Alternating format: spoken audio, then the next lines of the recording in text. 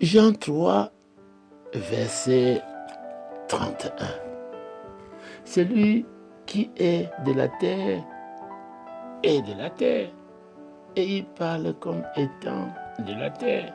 Celui qui est de la terre, en regard de sa naissance naturelle et de son origine, est de la terre, en regard de sa nature, et parle en conséquence selon sa nature.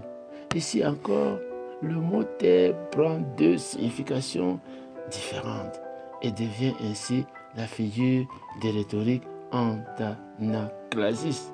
Jean 4, verset 31 et 32. Pendant ce temps, les disciples le pressaient de manger, disant: Rabbi, mange. Mais il leur dit: j'ai à manger une nourriture que vous ne connaissez pas. Dans le premier verset, le mot manger est utilisé naturellement dans le sens de manger de la nourriture. Dans le second, spirituellement, dans le sens de faire la volonté de Dieu. Romains 9, verset 6 dit: car tous ceux qui descendent d'Israël ne sont pas quoi? Israël. Le premier emploi du mot Israël fait allusion à la lignée des croyants d'Israël. La seconde fait allusion à la chair, les descendants naturels de Jacob. Il y a 34 exemples dans la Bible qui illustrent cette figure de rhétorique antanaclasis. L'esprit et la chair appartiennent à deux royaumes différents et chacun doit demeurer à l'intérieur de ses bornes. Comment Jésus était-il avec Dieu au commencement? De la même façon que la parole écrite était avec lui, c'est-à-dire dans la préscience de Dieu. La raison pour laquelle Jésus-Christ est la parole et est appelé la Logos dans la Bible est qu'il était le plan de Dieu pour la rédemption et le salut de l'homme. Le sujet de la totalité de la Bible est Dieu qui s'est révélé le plus complètement en son Fils, Jésus-Christ,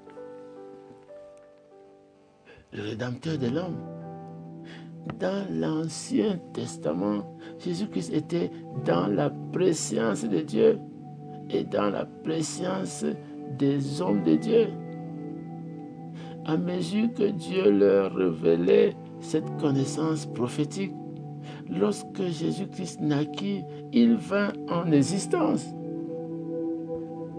La préscience devint une réalité.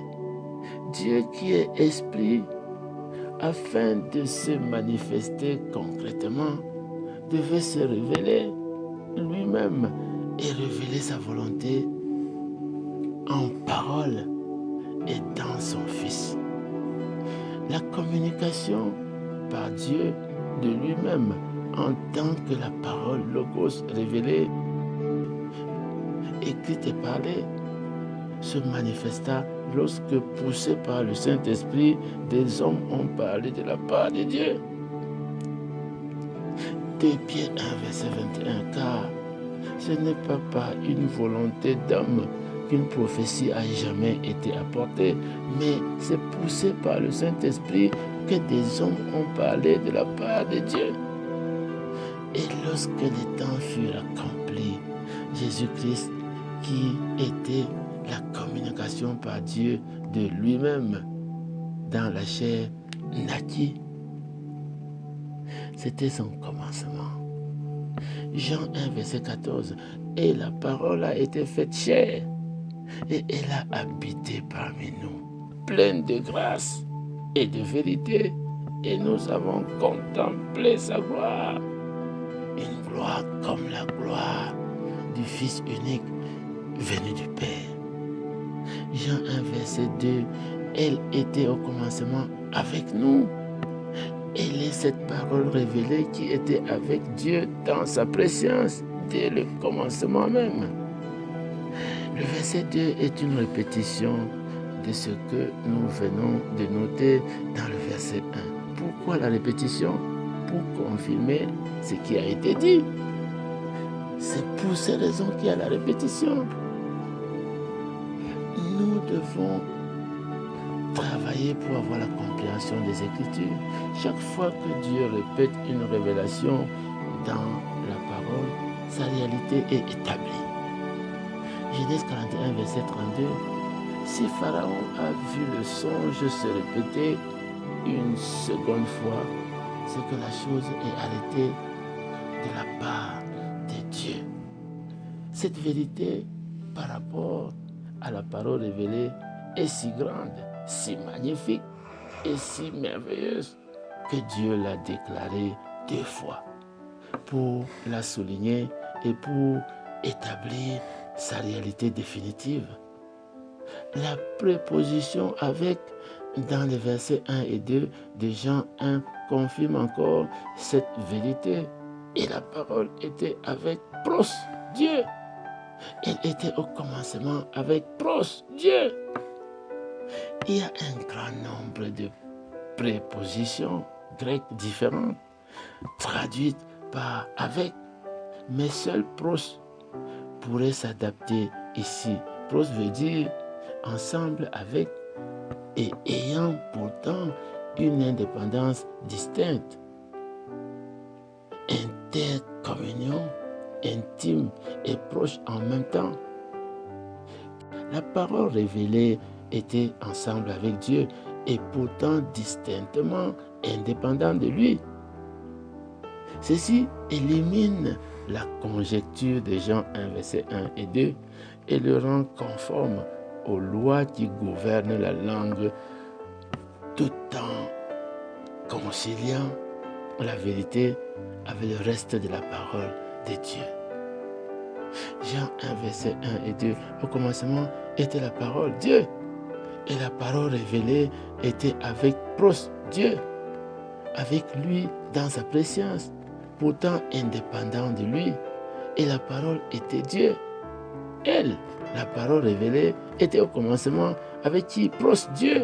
Le verset 2 pourrait littéralement se lire elle, la parole écrite, qui est la Bible, et la parole dans la chair, qui est Jésus-Christ, était au commencement avec Dieu dans sa préscience. Voilà la compréhension des Écritures. Les Écritures suivantes nous permettent de comprendre plus complètement encore la communication de Dieu avec l'homme par l'entremise des prophètes qui nous ont donné la parole écrite et par son Fils Jésus-Christ qu'il nous a envoyé. Allons dans Psaume 107 au verset 20. Il est écrit, Dieu envoya sa parole par l'entremise des prophètes et les guérit. Jean 5, verset 36. Les œuvres même que je fais témoignent de moi que c'est le Père qui m'a envoyé. Jean 5, verset 38. Et sa parole ne demeure point en vous, parce que vous ne croyez pas à celui qui l'a envoyé. Jean 17, verset 3. Qu'ils te connaissent, toi, le seul vrai Dieu, et celui que tu as envoyé, Jésus-Christ. Voilà.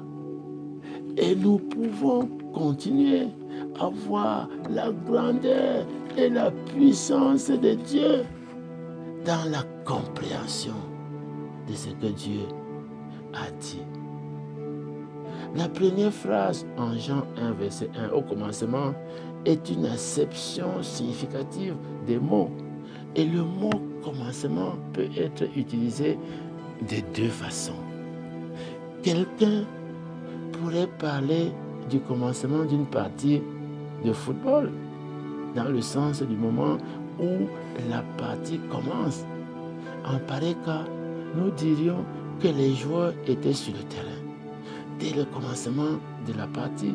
Cependant, dans un sens plus actif, nous pourrions parler du commencement de la partie comme incluant tous les événements préliminaires de la partie, dont l'entraînement des joueurs, la préparation du stadium, la pratique d'éclat et tous les autres événements qui ont fait partie des préparatifs pour cette partie. Et cette seconde acception est celle qui est utilisée dans le premier verset de Jean au commencement. Remarquez que le premier mot du verset est « o » et non pas « du ». Le mot grec est « en ».